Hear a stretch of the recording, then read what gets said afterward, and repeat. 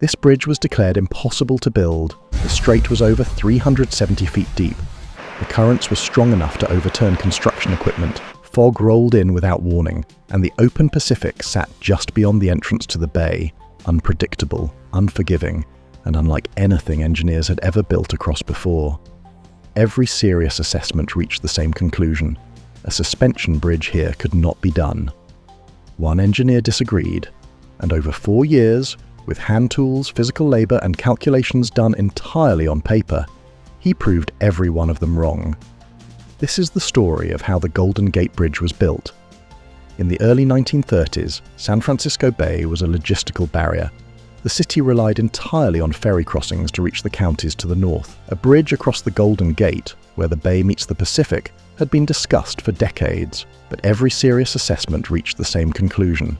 The water was too deep, the currents too unpredictable, the winds too strong. Then came the Great Depression, and with it, a question no one had answered. Could a suspension bridge be built in open ocean?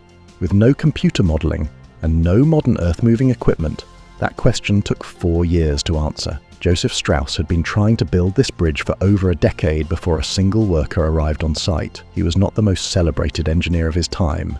His early designs had been criticised. Colleagues doubted whether the span was achievable. But Strauss kept revising, kept filing, kept pushing through committees and bond measures and legal challenges. Behind him stood a quieter figure, Charles Alton Ellis, a mathematician who calculated the structural forces of the entire bridge entirely by hand.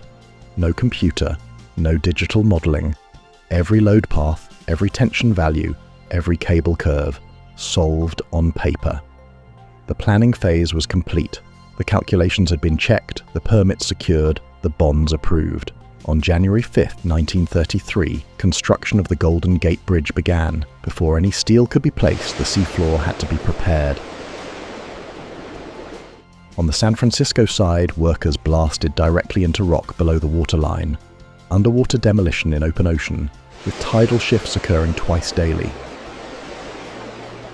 Concrete was poured by hand into submerged forms, timed to tidal windows. To work below the waterline at all, crews first built a massive concrete fender around the South Tower site. Inside it, they pumped out the seawater and worked on exposed rock beneath the Pacific. Then came the wooden trestles, temporary timber structures extending over open water. Storms hit them repeatedly.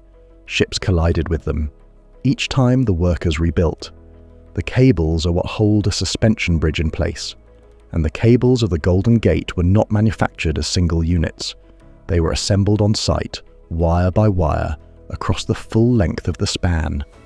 Each main cable contains 27,572 individual wires, spun progressively using a process called aerial spinning. Wire carried back and forth across the strait by a moving wheel, one loop at a time, until thousands of wires gathered into a single bundle. There was no room for approximation. Once the cables were compacted and bound, correcting major errors would have been extraordinarily difficult. The only safeguard was the precision of the hands doing the work, and the judgment of the men directing them. The stakes extended beyond the cables themselves. A failure in the cable system would not destroy one section of the bridge. It would compromise the entire span. Every wire, every bundle, every measurement carried the weight of the whole structure above it. The cables were ready, the towers were standing. Then came the deck. Steel sections, fabricated across the country and shipped by rail to the coast, were lifted into position from below, connected one by one to the hanging cables above. The roadway grew from both ends toward the center of the span. On April 19, 1937, the final section was lowered into place. The Golden Gate Bridge span was finally closed. For the first time, it was a single continuous structure, hanging above the Pacific under its own weight, exactly as calculated. Connecting the deck required thousands of rivets, everyone installed manually. A rivet gang consisted of 4 workers. One heated the rivet in a portable forge until it glowed. A second caught it in a bucket. A third positioned it. A fourth drove it home with a pneumatic hammer, while it was still hot enough to expand, then contract into a permanent seal as it cooled. At these heights, in these winds, the margin was near zero. A poorly driven rivet could leave a joint that would loosen under vibration, invisibly, over years. The deck required tens of thousands of these operations, each one by hand, each one above open water. By the time the bridge opened in 1937, 11 men had died during construction. That number was considered extraordinarily low for a project of this scale, and it was deliberate. Strauss had insisted on installing a large safety net beneath the entire work zone.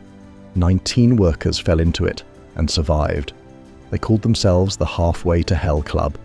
Without that net, the toll would almost certainly have been significantly higher. The Golden Gate opened on May 27, 1937, with a 4,200-foot main span, the longest in the world at the time. Its structural calculations, worked out by Ellis without computational tools, have proven accurate enough that its original structural design has remained fundamentally sound, despite decades of seismic retrofits and modernization. Modern suspension bridges are designed with computer-assisted modeling. The Golden Gate was designed with pencil and paper.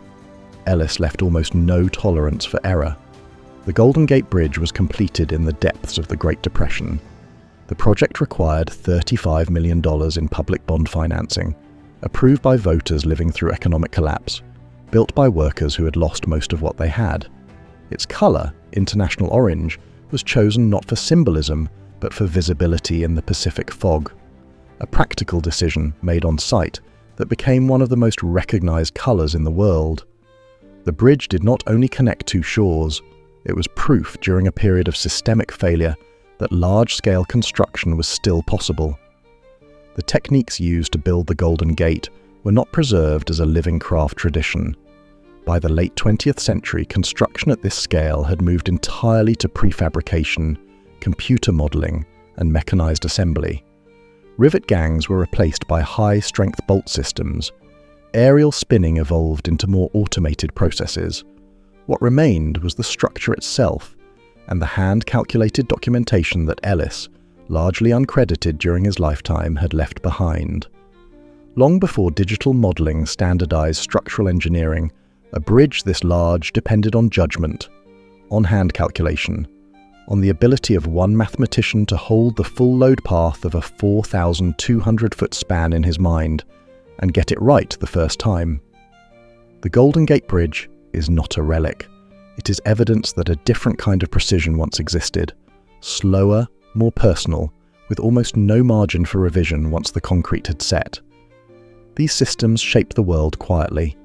If you'd like to see more of them documented, consider subscribing and tell us, which forgotten structure or craft should we uncover next?